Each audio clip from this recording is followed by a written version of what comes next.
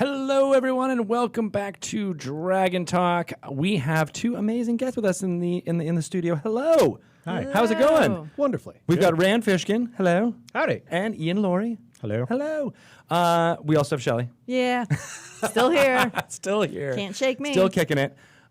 You guys are friends, right? You guys know each other. You've played Dungeons & Dragons together a few times. Ian is the one who got me into Dungeons & Dragons. No way. Yeah. That was the first time you played? First time I ever played was about 14 months ago. Yep. Whoa. Yep. Not even that long ago. No, very recent. Wow. So what was that like? How did he convince you to start rolling dice? It didn't really take convincing. It was more of a Twitter conversation. Yeah, that's right. Sort of started. Yeah. So Ian has been, I want to say, very public, very out and open about his obsession with Dungeons & Dragons. And I have been nervous since I was 12 years old when I really wanted to play. And I bought a third edition book, or I can't remember which edition was out when I was 12 years old. But I got it. I was obsessed with it. I wanted to play all the time. And I brought it to school. And I got made fun of relentlessly to the point where I hid any interest I had in it for literally a quarter century. Wow. Yeah, so 25 years. You wrote about this. Yeah. This was a really good article, and Oh, it was thank like, you. it was so. I mean, I know the end of the story, so like, but still reading it, I was like, oh, this poor guy. I mean, I think that I don't think that's a super unusual experience, right? We've talked to a number of folks who. I was bullied relentlessly. And part of it was I was not just bullied for Dungeons & Dragons. So I think, after you've had your first couple of playground beatings, it's sort of okay for everyone to know that you're playing. I'm making light of it, but it wasn't that funny. I'm at the not. time. I'm getting on Mama Bear. I'm like, Well, tell yeah. me their right. names. Let's go back in Tell time. me their Right? names. Yeah. Well, I follow them on Facebook. I know I came out better, so it's all good. That is true. That is usually how it works out. Yep. But, I had a similar but different in that I brought it. I got into Dungeons and Dragons with this book. Actually, it was the Player's Handbook. But then my parents, who were more religious leaning, were like, no, we can't do that, and get it right out. So I didn't get to the stage of actually getting made fun of. I just couldn't actually play it ever. But I was fascinated, like you. Yeah, I think this happens to a lot of folks, right? Who have some interest or obsession or a hobby they want to get into, and they feel like they're excluded from it. Yeah. I know this is incredibly true. I was just reading the big Polygon piece about Anita Sarkeesian that came out last week, and talking about how these gamers in the video game world, right, had tried to be such gatekeepers to stop letting women into what they perceived as their world. And I think for a long time D&D was partially by association with the nerdiness and the geekdom and the getting beat up on the playground and made fun of, that it became its own little walled garden. And so and then there was also this desire to be exclusionary. Right. And to see that turn around in the last, I don't know how long it's been, honestly, but to see that turnaround has been amazing. It's become part of the cultural mainstream, and before your time in Dungeons and Dragons, there were things like this book called Mazes and Monsters, and what we nicknamed the Satanic Panic, where people literally thought that Dungeons and Dragons was demon and devil worship, And that's where my parents fell into that kind of line of thinking, that it was somehow opening doors into something occult or whatever. Yeah, and I mean, I don't want to cast aspersions on my mother, who is wonderful, but when my aunt bought me Dungeons and Dragons, and I'll just hold it up one more time. Nice. You gotta way back show when. them how you Oh, make sure yeah, people sorry. knew that was your book. I signed this to make sure that people knew it was my book. It says me. M-E inside. in very It also large has- ballpoint pen. It has some math from when I was calculating. And hit Ian, points in the how middle of old were combat. you when Nice. you thought that me indicated only you? 11. Okay. I had some issues. a bit all late. right? I'm gonna say that's a bit All late. I had So some issues. No, I mean, the first set I got was the box set, and my aunt bought it for me, and I don't think my mom spoke to my aunt for 6 weeks after that. Because she had just read Mazes and Monsters, and she was sure I was going to end up running around in the sewers of East Brunswick, New Jersey. But she didn't pretending take it I was a away player. from you. She just- No, and I was just going to say, I am half joking. She did not take it away from me. But there was a huge amount of panic there, and that made it even more insular, because a lot of us were sort of like, okay, you don't want to hear about this. We will keep you out, because we don't want Right. We don't want you here. You don't want us. We don't want you either. And that started a really exclusionary culture, I think, around Dungeons and Dragons. And it took a long time for it to, I think, kind of phase out of that. And I'm not, it was really when the launch of 5th edition, I think, came in 2014 that, we started to really push, like, this game is for everyone and want everyone to get a hold of it from here at the office. And I think the ripples of that was felt everywhere in the community, so it does feel a little bit more mainstream now. But you kept playing. You kept playing all kinds of D&D and tabletop role playing, right? Yeah, for 20 years. But yeah, I mean, we continued playing. And actually what we started seeing is the video game community started overlapping into Dungeons & Dragons. You had PAX and you had Acquisitions Inc. and things like that start up. Right. And that sort of started to push it gradually into the mainstream. But went to a few other systems. I won't name them because I'm sitting at Wizards right now. Oh, no, That's all right. Okay, White Wolf, Dark Heresy, GURPS, Right. games like that. GURPS, where it takes 2 hours to run one round of combat. A lot of games like that. And what was it about the tabletop role playing game, but then D&D of like what kept you engaged? Why were you always doing it? I was always in a group of friends that found it really engaging. It was how we got together. It was our social. It was our social time, and it still is. I have one group of friends who we have played together reasonably consistently since I moved to Seattle in 1993, and it was a great way for us to get together. We're all pretty hardcore introverts, and it's something to do, and it becomes a story, and you get engaged in it. When you're sitting around a table and you start talking about some event that happened in the game 15 years ago, it drives the dungeon master crazy, but it tells you something about the game and just how involved you get and tied up in it you get. And it's an escape. I mean, it's an invaluable escape. Yeah, this connects with something that I had read actually a couple of years previously and then have been following. And it ties in with a lot of broad social trends, but there's this sort of, I don't know what you want to call it, I think a worrisome problem, especially among men in their 30s, 40s, 50s, where they start to lose friends over time. And this is also true, I think, for Americans in general, as we get a little less socially cohesive in a lot of ways, and obviously technology is a part of that, and so too is being distant from family and that kind of thing. But I think it's particularly pernicious or pronounced in terms of a statistical trend for men to not have friends. And one of the items that the articles that I had read or the research I'd read talked about was that men often find it difficult to hang out and not do something together. Yeah. Right? They sort of need an activity. I don't know if it's need or want or socialize to want, but Dungeons and Dragons is kind of amazing for that. Yeah. It is, it's this thing that brings, obviously not just men, especially now, right? It's, I think I read, Charlie, did I read right that 40% of D&D players, customers are women? Yeah, that's our latest data. Yeah, So around that. Around 40%. Yeah, which is remarkable and pretty much matches Ian and I's experience. I think about 40% of the people that we play with generally are women, and be wonderful to see that balance out even more. But it has this power to bring people together along these vectors that are ridiculous, right? It's improv group storytelling in fantasy world, and yet it builds incredible bonds. It does, and I think you're right. I think there is this trend. At least anecdotally, I can say it's occurred with me. I've moved around a bunch of times, but like there is a difficulty in getting people together, just in general, as you're and saying, building new friendships, right? And that has now happened once I start more weekly games and things like that. You're like, all right, here's an excuse to kind of get together, and actually, to be honest, probably 50% of the time together is actually not playing the game. No, that's it's right. actually just talking and being social. Yeah. And then, oh, right, by the way, we have to get into this and let's kill some monsters. But, and friends that's so that- healthy. sorry. Yeah.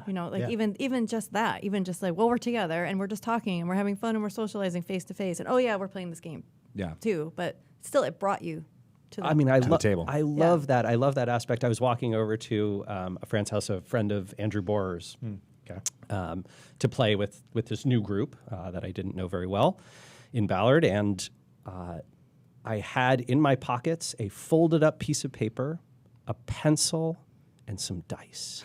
And I thought to myself, oh my God, this could be 1971 or 1991 I or love that you 2001. walked there too. Yeah, You should right? have Like- gotten on your bike and rode over there. Exactly. I was It's gonna Without a say, helmet. sort of Stranger Things style. Yeah. Without a helmet, Yeah. defeating the Demogorgon at the end of it. Yeah. Yeah. yeah, you don't need anything but your head and a piece of paper and a pencil and some dice. It's kind of remarkable. It has that throwback association. It's such an in-person, you are there with your friends.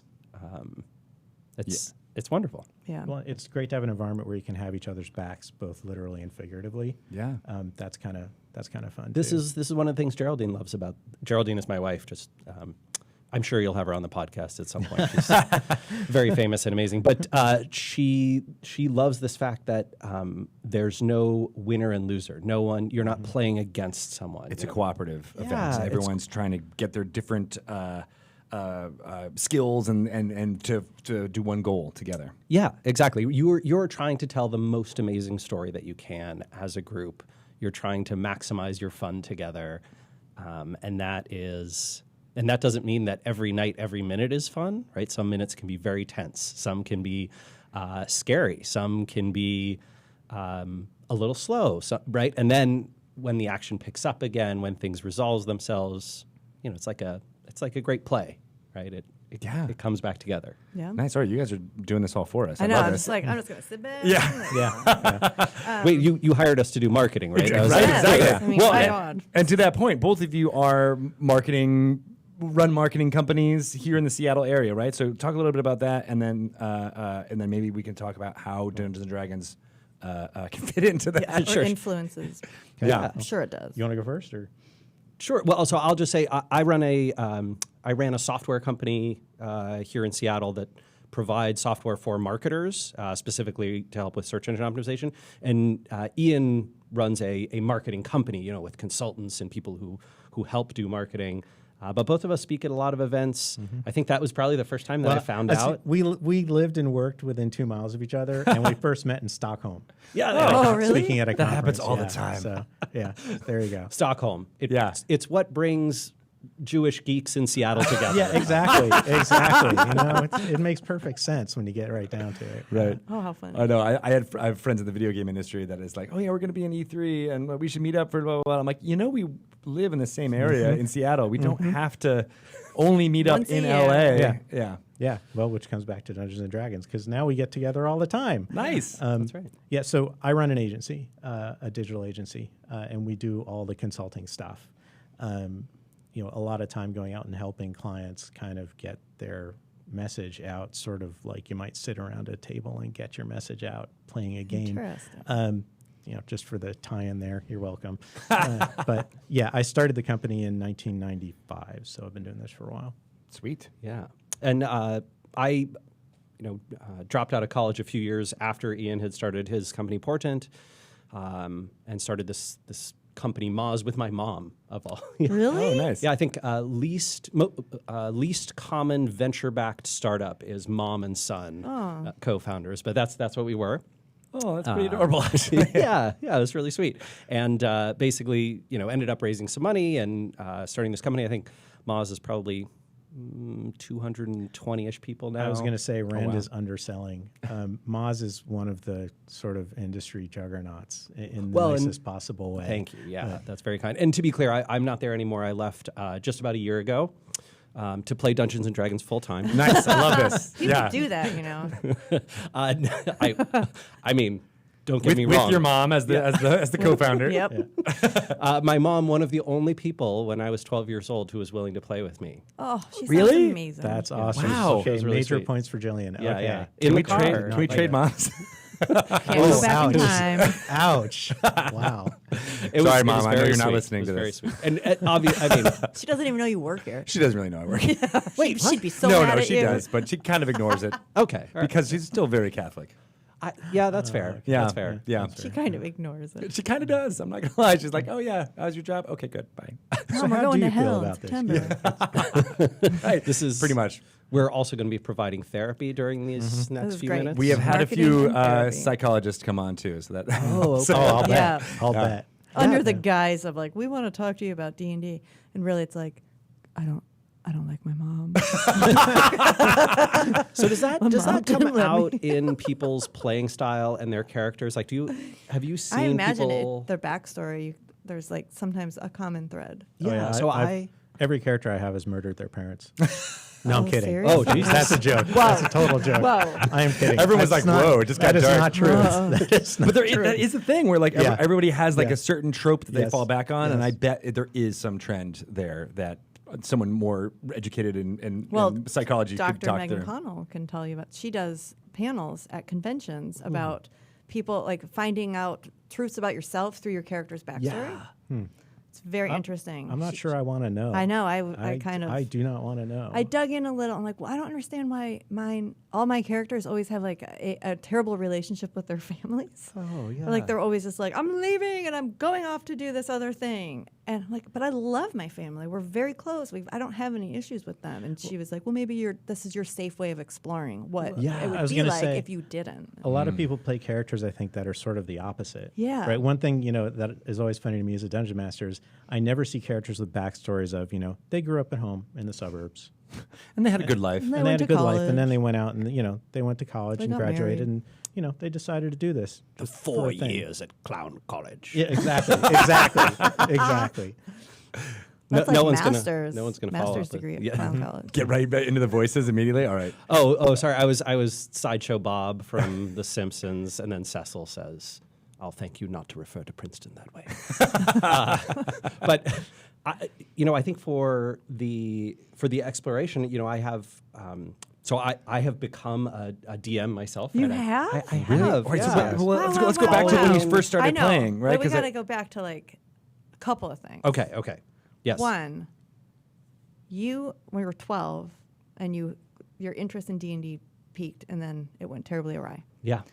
But I can remember a time like around 10 when I had these awesome like white pleather boots and I wore them to school and I was like, I'm so cool, look at me. And everyone made fun of me. Yeah. And then I ran home and I threw them away and never wore them again.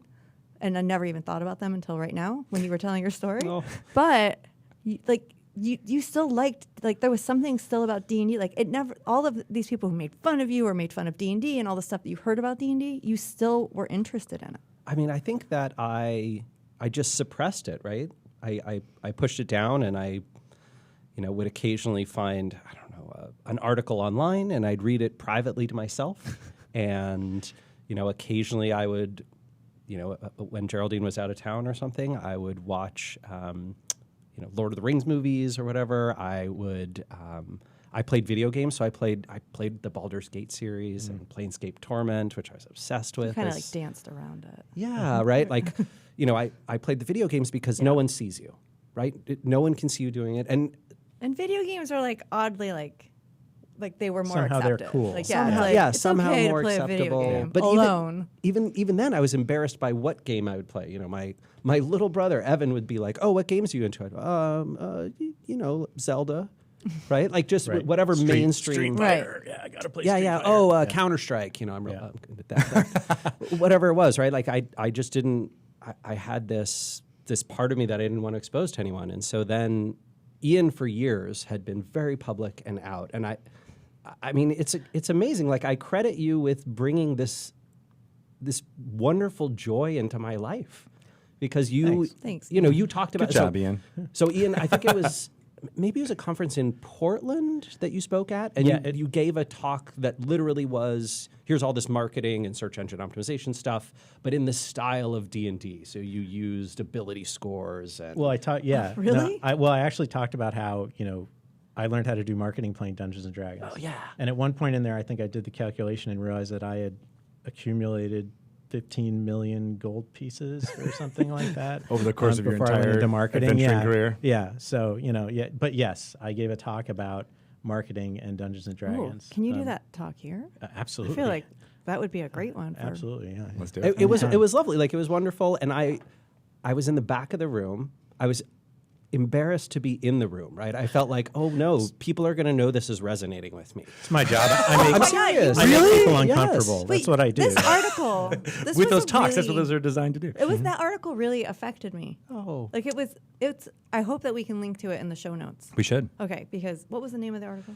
Oh Maybe gosh, I people think it can- was This is on GeekWire, right? a story about shame and failure, I think was Yeah, the it was title. really Yeah. good. It was just, but like you really were like. Yeah, no, fighting it for I a was long super time. fighting it. I'm in the back of this room. I'm feeling this intense, like, oh God, people are going to see that I know what Ian's talking about. That I get all his references, even though I'm not supposed to, because I don't play this game. You know. Right. I'm laughing at the in jokes. Yeah, I'm laughing at the Yes. idiots. Yes. Oh Yes. no! And I talked about the gazebo. So anyway, go ahead. The dread Sorry. gazebo. Yes. Yeah. Yeah. and I had this, like, I don't know how to put it, but over the next few years, sort of had this realization that it's not that Ian is doing something embarrassing; it's that I am the one who's afraid of liking something. Right? I'm the one who has the problem, not my friend Ian has a problem. And if I can just, I mean, you do have a problem. well, but- we know that. Many. Thank you. It's not Thank you. D&D. We know that. D&D is not your problem. You know, one quick side story is I was very embarrassed by Dungeons and Dragons when I lived in New Jersey, but when I was 14 or 15, we moved to California, and I was hanging out on the playground, you know, brand new at a high school, all this stuff, and this Wait, kid. so hold on. This was the Karate Kid plot? Right. Okay. No. Just want to make sure. No. Only if I was the one who got repeatedly beaten up in the background. So this kid comes up to me and says, "You look like you'd play Dungeons and Dragons," and I kind of went, "Shut up! What are you doing? You're gonna get me killed." And joined a gaming group, and you know, Oh, we he were, said that in a good way. Like, Oh yeah. Join Yeah, my no, group. it wasn't the predecessor. You look It like wasn't you'd the play no. D&D. It wasn't. Yeah, it wasn't the lead-in. And we ended up playing together, and it became more sort of acceptable. You know, my girlfriend knew that I played Dungeons and Dragons. You know, all these things, and it suddenly became much more acceptable. So I mean, as young as 15, I have to give a lot of credit to that group and to that move to kind of shake it loose for me. But so I know how hard it was for folks who didn't have that. Yeah. Right. There was no one who walked up to them and said, "Hey, I'll bet you play Dungeons and Dragons. Would you like to join our group?" You know, if you didn't have anyone doing that, it was really hard to get into the game. It's true. Well, especially having that like trust of like, oh, you are accepted into our hobby and Yeah. friend group. Like that's a huge part of doing it, which is almost like what you did for Rand. Yeah, and now, now Geraldine and I try and do it for tons of other people, right? We have dragged all these people in our lives into our little D&D world. Like, hey, come over and try, why don't you join our group and play? A friend of mine who is based here in Seattle, his company's called Glowforge, Dan Shapiro. He's also an investor in my new company, and he was like, hey, I read this thing about you're getting into D&D. I want to play. Like, can we put together a group? And so now Ian's joined the group once, but I have 4 or 5 of my investors who come over almost every week. I'll be back. Yeah, Don't worry, yeah, I will be you back. should be back, right? And come over almost every week, and we all play together. It's kind of this is amazing. remarkable. And it's only been 14 months since you've It's been only liberated. Yeah. All right. So what happened Yeah, with that, so what that was session this- 14 months ago? What was that this like? tweet though that you finally felt? Yeah, me and a few other people in the industry, we all tweet pretty consistently. And I tweeted something about some game and something that had happened. And a friend of ours, Gianluca, said something else. And then I think you came in and said something like, "I'm really embarrassed to ask, but can we please have a game sometime?" Yeah. And I said, "Of course." That was bold. Yeah. Well, And I had just left my my That's old right, you company, had, yeah. Moz, and so I had this kind of a little bit of downtime. I had some severance pay, and I was spinning up perfect something time to new. get into Perfect- D&D. Yeah, perfect yeah. time to get into something new. The disposable income. So me and my wife Dawn, who also plays, got together with Rand and Geraldine and Tony Wright Yeah, and that's right. Andrew Borer, who Yeah. played remotely, I think, rolling dice on his iPad. And we did a little kind of startup that turned into more of a campaign, but it started in one little city where they did the classic, you're trying to get ownership of a bar and you go do these things, and then you get ownership of this cool bar called the Green Slot, and you sort of start the doing all these adventures from there. classic part was Ian is role playing this monster. It's a hag, right? Yeah. And the monster kills my character. I almost killed Rand. I was just going to say in the first On the game. first session? He First waited game. all this time I to disemboweled play. him. I disemboweled him. And then he was hooked. Yes. It's true. Then I was hooked, right? I had this. I I am getting revenge. He was ticked. You know, he was ticked. I'm going to be a dungeon master. And then I'm gonna kill your I'm gonna character, play Ian. you. So this what was was your the first character? time? Yeah. Right? This was your very first very time actually very playing first time. the So tabletop. Geraldine and I are making our characters, and we're emailing with Ian like, okay, how do we do this? Was You it know, Geraldine's first time too? Yes, I'm pretty sure it was. Although Geraldine has done a lot of like improv and debate stuff, and so she was comfortable from minute one, right? Whereas I was, you know, my ears are red and I'm, you know, just kind of breathing hard as we're going into this. He was great. He was fun. It was all good. But so we made these characters where Geraldine plays this giant warrior Goliath. Yep. Nice. Barbarian, and I am a small halfling who has a crush on her and lives in her backpack. That's a pretty good combo. And I'm really a rogue, so I can jump out of the backpack Yes. and then stab stab things. Yeah, Nice. yeah. But the backpack has been not as It helpful sort of as you worked think. against him in the that's Yeah. you know this happened. I've I been promise, killed I in do not 3 have of a the thing- 5 Not sessions killed, we played. knocked unconscious, Knocked knocked unconscious. And this is not. It's not personal. It's really not. But yeah, they ended up in a fight Thanks, buddy. against. They ended up again in a fight against a monk, and he pops out of the backpack, just slashes the monk limb from limb. And of course, the monk then sees him go back into the backpack and does a spinning kick and just clubs the backpack, and you hear this kind of, and then the backpack goes limp. And I was like, oh, sorry. It's like, oh, it's a target. All of a sudden, the backpack. Yeah. Yeah, you know, Pinata. I'm at full hit points, but full hit points for my Is, you know, low 12. constitution. Yeah, not very much. Yeah, it's Not very much. very low. That's fun. All right. So then that was your first session, and Geraldine loved it too. Did you guys enjoy Geraldine it? loved it too. So we've been so she plays in this group that I have, and she's kind of a centerpiece. Like her characters are so creative and inventive.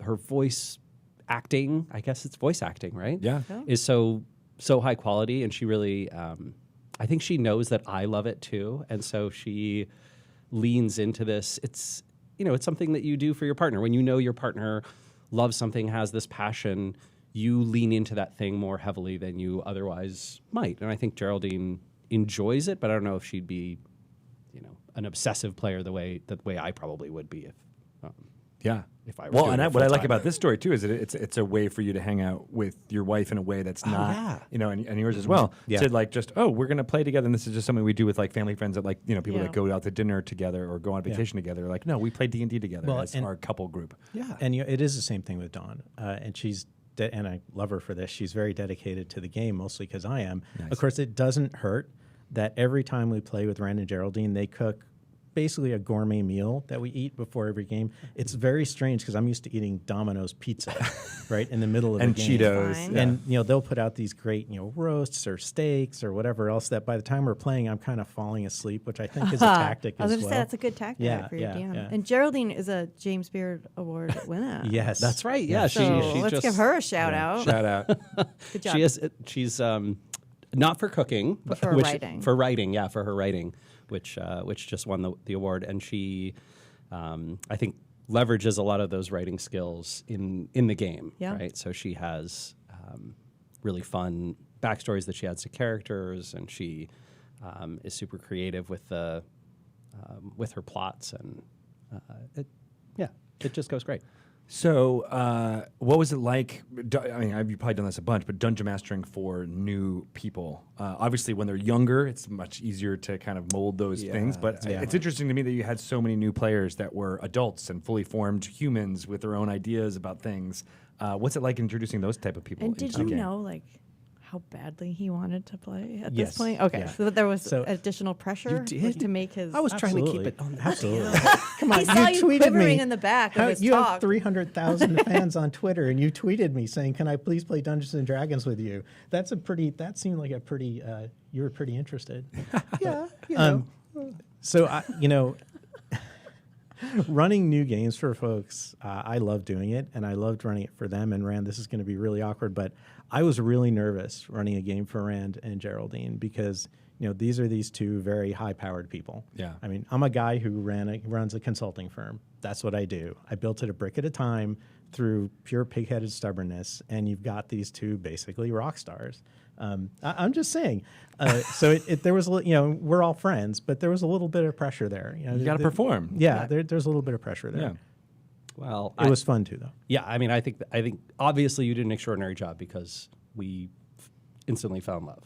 Right. Yeah. And that's so you're just a hired. special thing. It's basically- I'm hired. Yes. Yeah. but did you change up your tactics as a dungeon master? Like, did you want to ease them into it, or did He you know? almost killed him. You almost killed Yeah, him, no, right? there was no easing into it. Well, okay, just what do they say? Never split the party. Yeah. Okay, he went chasing after a hag on his own. Oh. I just want to point that out. That's All a right, good it's not point. like I went gunning for him. Yeah. So I just want to make sure. Sometimes you have to learn those lessons the hard Yeah. way. You know what? You gotta and let him and he fail. didn't die. There were some bits hanging out, but he didn't die. It was all good. You didn't need that. He didn't need that spleen anyway. No, it's It weighs you Vestigial. down, man. Completely unnecessary. Yeah. So I think one of the things that that Ian did and that I really picked up on and have tried to use in my own DMing is to pick up on the things that your players love. Yeah. Right. So, I mean, you folks are probably familiar with Matt Colville, the guy who does Oh, yeah. videos on YouTube. Yeah. So I had watched a bunch of his videos to try and learn more about the game. And one of the things that he said really stuck with me, which is someone had asked him, he was DMing, and someone asked him, "Did you have a good time? Right? Did you have fun tonight?"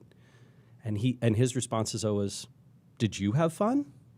Then I had fun." Mm-hmm. Right? If your That's right. players have a good time, right? If your players enjoy what they're doing, you have a great time. And I think Ian really applies that, right? He learned, Rand and Geraldine, the mechanics, the specifics of how much to add to this dice roll or maximize, optimizing their character sheet. They're less interested in that. Yeah. The story, they love the story, right? They yeah. love the narrative. Let's lean into narrative, right? Let's give this hag some background. Let's give this world some depth and richness. Yeah. And I think I've found that works great as well, right? Yeah. Learning what my players love. I have a player who is obsessed with magical items, right? And just every little thing that he can get. we both know who we're. who we're talking about. You know, I mean, Geraldine is upset, right? I knew that Geraldine is a huge fan of Shakespeare. So I made this magical item in our game it's called the Folio of the Wondrous Bard. And sweet. their characters can memorize a line from a Shakespearean play and then cool. like get a little magical bonus that's connected to it. And so each week they send me their folio lines, right? So they'll have here's a line from Coriolanus, here's a line from As You Like It, here's a line from Julius Caesar, right? And they stand up and they perform in front of their, the rest of the party and then use this book. and in the game, so I came into play in his game, and I knew I had this line to recite it, but didn't know when. So all of a sudden, middle of something, I just stood up and recited the line. Everyone looks at me like, "What? No, that was not the right time. What's wrong with you?" So, Context is everything. yeah, I'm a big storyteller, world building DM, so it did make that game really enjoyable for me. Every party has a mix of people who are really rules driven and very story driven. Right. So, but it was really fun and easy to introduce them to the game when the first thing they were looking for was story. Yeah. So you mentioned how Rand, how you have investors coming to play Dungeons and Dragons, which is Don't kill the investors. It's a No mix. kidding. That's a Kill the very investors. big. I don't know. That's mixing business and pleasure with the creativity of Dungeons and Dragons could not be the best idea, but it sounds like it's working really well. And I was thinking about when World of Warcraft first came out, and there was all these articles about how World of Warcraft was like the new golf. You remember these things? Yes. And they're like, that's how business leaders, especially in Silicon Valley, are meeting up and making connections and increasing their networks out there. Is that happening with Dungeons and Dragons, at least here in the Seattle area, or is that just local to you? I am not 100% sure, but certainly in the small circle that Ian and I have, which has reasonable exposure to, I would say, a lot of Seattle's, not all the tech leaders, but some of them. There is some of that happening. I don't think it's big yet. I don't think it's the way World of Warcraft was maybe, whatever that was, 10, 15 years ago. But it would not surprise me at all to see that happening more and more 5 to 10 years from now. Yeah. And I think that it's an awesome thing, right? As long as people are inclusive about it. One of the things that I really, that I have seen very much happen in investor world, not to take us way off track in the business world, but they are very insular, right? It's a very insular community. Breaking in is really hard. You talk about diversity and inclusion inside D&D. I mean, I don't think 4% of venture investors are women. Yeah. I don't think that 4% of capital has gone to women founders and CEOs, right? It is a tremendously exclusive, old boys network. If you look like Ian and I, you're probably okay, right? And if you don't, everything is a million times harder. Which is why I'm wondering why Dungeons and Dragons might be the leg up, right? Because would be all of a sudden beautiful. there'd be these ways to create these networks amongst people that could build up trust and then want to invest in companies with people who don't look like you. Yeah, and I think unfortunately, for better, for worse, I mean, generally for worse, right? The investor world is very driven by who you know and who you're connected to. Yeah. If you've spent time with someone, you've gotten to know them, you're like, oh yeah, I like that person. I know them, I trust them. They're a friend of a friend. They have a bunch of connections They in cast common. cure wounds on me when I needed it Exactly. most. Or they disemboweled stays me in a with back you. alley. Whoops. but in a good way. It was done with It was love. for the story. Yes. Exactly. This will hurt me more than Yeah. it hurts you. Yeah, so I hope that those kinds of things can help. Certainly, having spaces that are inclusive, that connect people who wouldn't otherwise be connected, that can only be a good thing. And I also think, the venture capital community especially is very much about how do I do this right? And there's a certain set of rules, and this is something where I cannot break in. When you get a bunch of people around a table with dice pretending that they're someone else, a lot of that suddenly drops away. Yeah. And it makes it easier for people to kind of get in someone else's shoes. And it makes it easier for them to interact in a way that's a little bit less restricted, constricted, whatever you want to call it. Yeah, the empathy piece of Yeah. Dungeons and For Dragons, Yeah. Of gaming in general, is a really beautiful thing. Well, and cracking inhibition. In Yeah, a healthy that's a good way. point, too. Yeah. Yeah. Right? Yeah. Because you talk. I think about this discomfort that I had with D&D, and had in the back of the room listening to your session, had our first few sessions together, and now, I can prep for a game, and I can sit down at the table and put up the screen after dinner, and I feel fine. All right, I feel comfortable. Good. My heart rate isn't 110. Just I And knew- you can talk about D&D. and I can talk about it with friends. I Yep. can introduce it to other people. I can say that I'm a fan of it. I knew that, Rand, that you had made a major step when we got together at a conference and you said, what does it mean that I'm more nervous about the game I'm running tonight than the fact that I'm about to get on stage and Oh speak? my God. Yeah, right. I'm about to get on stage and Yeah. speak in front of 1,000 people Yeah. for an hour, and I'm like, nah, this is the easy part of Yeah. my day. Yeah. The hard part is tonight when my players are coming over. Just wait until you're dungeon mastering in front of 1,000 people. Yes. We can do You that know, too. we have casually talked about this, and I think a live play at some big marketing Okay, You conference. should no, totally no, do no. that. I'll help. Seriously. That's Have you been? I mean, here in Seattle at Benaroya Hall at PAX West. Have you been to the Acquisitions Incorporated games? I've listened to it. I don't know about this. Yeah. Oh, So for the last really? decade or so, we have been working with Penny Arcade, the people who run PAX, and the Benaroya Hall here in Seattle sold out. Full of people watching a group play Dungeons and Dragons, and you hear the crowd, not everyone to gets mention- excited about it. I have and so completely you failed guys can you. totally do this at I have marketing events. I have completely failed you by not. You're invited. this out to Come. There's so much. This PAX there's West. so much for you to explore. I have never managed to get tickets. I've never Is this managed to get on tickets, video? but- Can you? It is on can you watch video. Yeah. There's tons of, and Yeah. there, watch all the episodes up to it. But there is something about being in the space. It's akin Oh, to yeah. watching, listening to a live show Yeah. of music. You're like, oh, this is fantastic. But when you're actually in the space with all of those people who are like you, who hang on every word, I'm like, oh my god, I get all these references. Yeah, and, you're and- getting yeah. all the in jokes at the same Yeah. time. And Like you're all everyone's laughing you're all together. part of the adventure. It's When just- you great. understand what I say about the New Hampshire Dark Magics, then you will have joined. You will have joined us. It's a I state in the love- Northeast.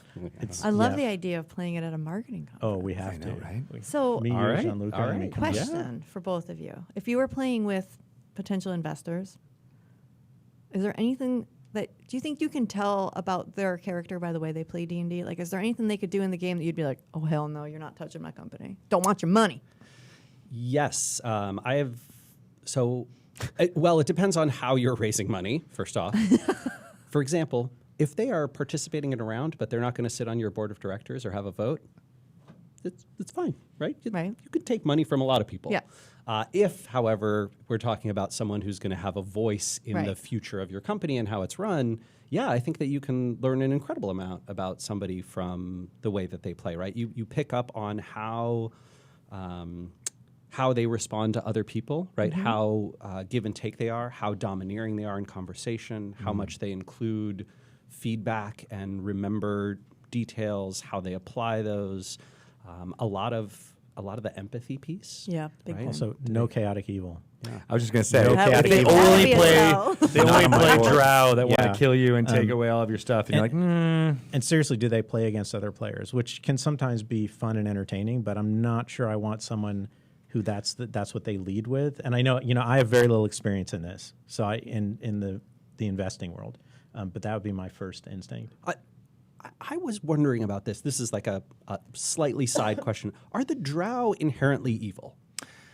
They have been. I mean, we'd have to get you with Chris Perkins and the rest I of the was just story gonna team say- because I basically don't want to jump into that. But there is a connection they have with Lolth, the demon queen of spiders, which is their patroness. Because I kind of think about like the whole. I feel like this is one of the few areas of D&D where I had like a slight problem kind of reading the material where I was like, gosh, it sucks that an entire species or race or whatever is like associated with good and others are associated with evil. So there are at least 2 drow. Again, I seem to have failed you. There are at least 2 drow who have escaped this. One named Drizzt Do'Urden, who I will have to introduce you to the 56 novels. But see, about like him. I worry Ever about this increasing. too, right? Like the Yeah. tokenism of like there's a good one, right? And especially, I don't know, feels a little like does it Well, feel weird there's- to you guys? There are a that lot it's of like- articles about this exact problem, Okay. not just with Dungeons and Dragons, but with fantasy literature in general, because it comes from Tolkien, and he very much was like, these orcs are corrupted elves, and they're all inherently bad. Yeah. And it was just the way that the story was structured in the 50s and 60s when he was writing that, right? And a lot of Dungeons and Dragons materials kind of inherited that idea about specifically elves, right? But there is a lot of conversation, I think, about that right now and what that might mean because of how it generally goes to racism in our world. Yeah, like there's the parallels feel a little unnerving. Yeah. Well, and there's the beginning. I think it reflects everybody's awareness that there's the beginning of sort of a redemption thread opening up, I think, in the Forgotten Realms. And there's a whole group of elves now that's sort of, I'm going to get a ton of tweets about this one, but there's there's the Raven Queen and all of the not just elves, but beings that exist under her control. And if I'm getting this wrong, just kick me under the table really hard. No worries. But are sort of in this in-between space where Yeah. they act in the universe in a way that isn't bad or good and is just really important. And I mean, I think one of the things that I love exploring in D&D is moral issues, moral quandaries. I hate having a simple villain, right? I just can't do it. You know, I think my first few adventures that I ran for players, probably like a lot of DMs, I was like, okay, bad guy, good guys, Right. Okay, fight. And now it's a lot more. Well, why does the bad guy do that? Why? Yeah. What are their motivations? Are they truly bad, or are they committing what they think is a lesser evil to get a greater good? And then that runs into conflict with the party. And when that happens, I found like, oh, the players are way more engaged and they start to learn to ask questions. This, of course, is what happens when people over the age of 35 start playing Dungeons and Dragons, right? Is we're overthinking a lot, but yet, I mean, not just overthinking, we're bringing an awareness to it, and I think it is kind of interesting. Now everybody young is going to start tweeting me angrily, but No, I mean, it's more of a style of game, right? And I Yeah, think that's yeah. what's increased more than anything else in the last 5 years has been the idea that you can play an acquisitions incorporated style of game that's very, make poking fun at corporate structure and in a fantasy context. Like that's their shtick. And it's hilarious and fun. But then there's also the style of game, what you're talking about, like, most villains in the world don't call themselves villains. They don't think they're doing the wrong thing. And why?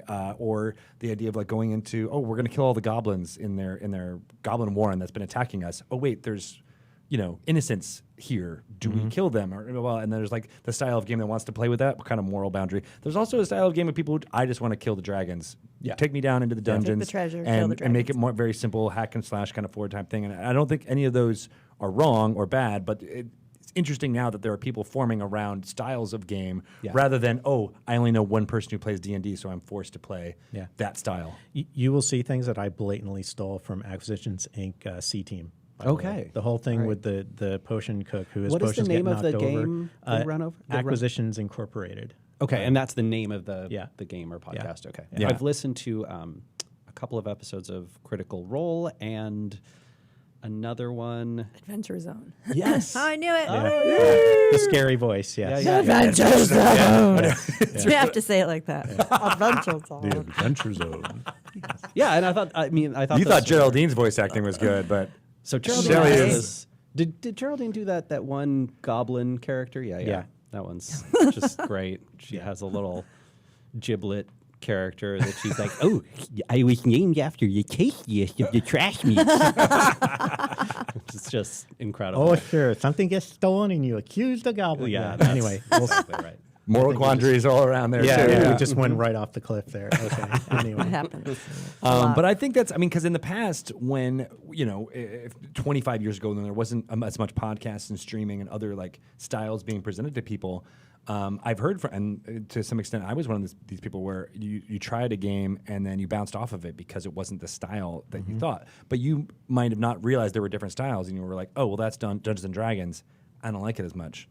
Not realizing that, like, oh, that was just not my cup of tea of this. It's like saying, like, oh, I didn't like Knight Rider, so I hate all TV. That's right. Or, are there times when you want to watch the Dukes of Hazzard as opposed to Knight Rider? There's just times when a certain kind of game really appeals and you go from one to the other. I love that you guys both chose TV shows from a very How old are you? particular era. How old are you? 41. Okay, yeah. Yeah. 51. Yeah. So, yeah, more or less. I have not seen Knight Rider or Dukes of Hazzard. What? But Ever? maybe like one episode. I didn't have TV growing up. My parents lived way out in the boonies. We didn't get reception. Man, I really do want to switch moms. Well, I'm not quite sure. I think go for Acquisitions Inc. first. It's more urgent. Yeah, for the sure. Knight Rider and Dukes of Hazzard. I mean, should I definitely will recruit all of the input Okay. to say like what else should I check out? What should I try? And definitely this end of August, early September, when the Acquisitions Incorporated game is here in Seattle, you guys, we'll get you in. We can actually see it yes, in person. please. By all That'd means. be fascinating. I think that'd be really good. Instead of sitting there on the website trying to click like this, hoping you get a ticket, which I've failed at every single time. Nice. Yeah, I mean, I think this is why the you talked a little bit about the D&I work, right? That had come from the diversity and inclusion work, right? That's come from the Wizards of the Coast leadership and team and company since 5th edition. And I think this is why it's so hugely important, because if you can't, if I don't see the kind of game represented that I'm interested in, then I don't particularly want to play. And I think that's also true of people. Like if I'm a young woman and I don't see any young women playing this game, if I'm a grandmother, I don't see anybody over the age of 60 playing this game. Yeah. I'm queer, I'm black, I'm Hispanic. I don't see people who look like me playing this game. Well, okay, that's not for me. Yeah, right? I remember and that's been a big push in what we're doing here in the streaming world as well as in podcasting, is making sure that they get seen for that exact reason. Yeah, I think that's a truly wonderful bit of work, right? What I love about it is it's both a very like wonderful moral thing, but it is also a very wise capitalist thing, right? Because oh, wait a minute, 40% of the U.S. population, like we're just excluding them, and then another half because they're not men or whatever, right? Like that feels like a terrible. It's when way to run it's a when business. good morality and capitalism come together. And that's not always true, right? But that's a beautiful thing when it does happen. And Ian, I'm not sure if I told you the story, but someone in our world, a speaker who is underrepresented, black speaker, told me that they got into our industry. They're now very well known, but they got into the field only after seeing someone else, another black speaker, on stage doing this, and they were like, "Oh, I could do that too. I'm going to try and pitch. I'm going to."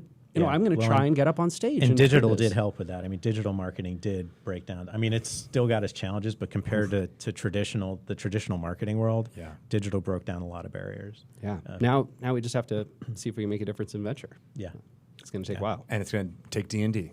Look, Yeah. I mean, I'm up to try it. I Sweet. think let's get some. All right, well, we're here. We're not that far away from Yeah. From where all of your offices are. So let's make it happen. I know some. We'll be a tech hub. some underrepresented folks. What Arlen Hamilton would call underestimated folks. Yeah.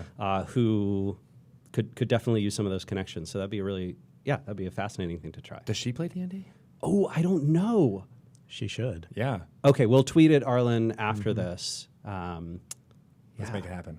That would be incredible. I'm seeing the party form right before our eyes. Well, thank you guys so much for coming down and being a part of this. I feel like gosh, our we can pleasure. pick your brains even more. Thank you so much. About how we can use all of your company's skills Yes. to push D&D even further. This was truly a pleasure. It's it's great meeting both of you and finding out that this really is such a wonderful. The world that it appears to be is the world that it truly I'm is. so glad you weren't disappointed. Oh no! I mean, like, all of this build up to get to your first Oh, D&D sure. game, and then it was obviously not Yeah. disappointing. it was he inspiring. didn't say, the So the Yeah. payoff. Oh man, I waited payoff this is- long. That was all for you. I mean, you made that happen. Thank so, you. Thank you. Yeah. And by the way, if Chris Perkins wants an unpaid intern, just let me know. Oh, sure. Yeah. Yeah, that's what all Acting is all about. Yeah. Yes. Yeah, exactly. No There you kidding. go. No Do you kidding. mind dying? Yeah. Do you have any organs you want to donate to the Spleen. cause? spleen, We've already yeah. determined the spleen is unnecessary. It's both the heaviest and the most unnecessary. Hide in the backpack. Yeah, right. Yeah. It worked for me.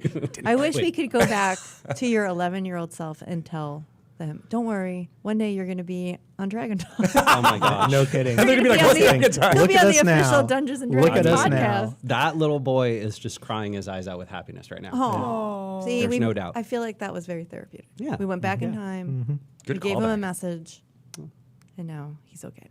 Do you feel healed? Thank you. Well, yeah. I mean, I feel good in a lot of ways. I think be a wound that sticks with you for a while, but it's a scar, right? And the scar can be good and bad. Yeah. Just Yeah. like in The Lion King. It's- Oh, wait, no, that's not true. Yeah. Different. No, always Different bad. sky. And then I want to hear your marketing, everything you learned about marketing, you learned from D&D. Yeah. I will- talk. Is that I will- online anywhere? No, but I will happily come give that talk. I feel like that would be anytime. very relevant. I would make it seriously happen. love to do it. I'm already gonna have to have a grinectomy just from coming here today to be on this, but I will love. Yeah, I guess we're going Just to having- remove his having a grin. grin removed because you have too much of a grin. That was it was not a big metaphor or a euphemism. Okay, got it. We're actually going to take off your grin. Yeah, but no, I would love Live on air. Yeah, I would happily. I would happily come in and do that. Absolutely. Okay. Awesome. Anytime. Well, thank you guys. All right. That's our interview for today. We'll say goodbye to our Twitch folks who have been watching this whole time. Goodbye, Twitch friends. Goodbye, Twitch friends. We're not recording a segment for this next hour, so you have it off. You can go get some sandwiches and be back for Binwin Plays Idle Champions of the Forgotten Realms happening at 3 p.m. Pacific time. Thanks, everybody. Again, we're not going to be recording next Friday. We will be off, but we'll be back recording the following Friday, which is the 12th. I can add things together. Good. Good All job. right. Thanks, everybody. We'll see you later. Bye. Thank Thanks. you, guys.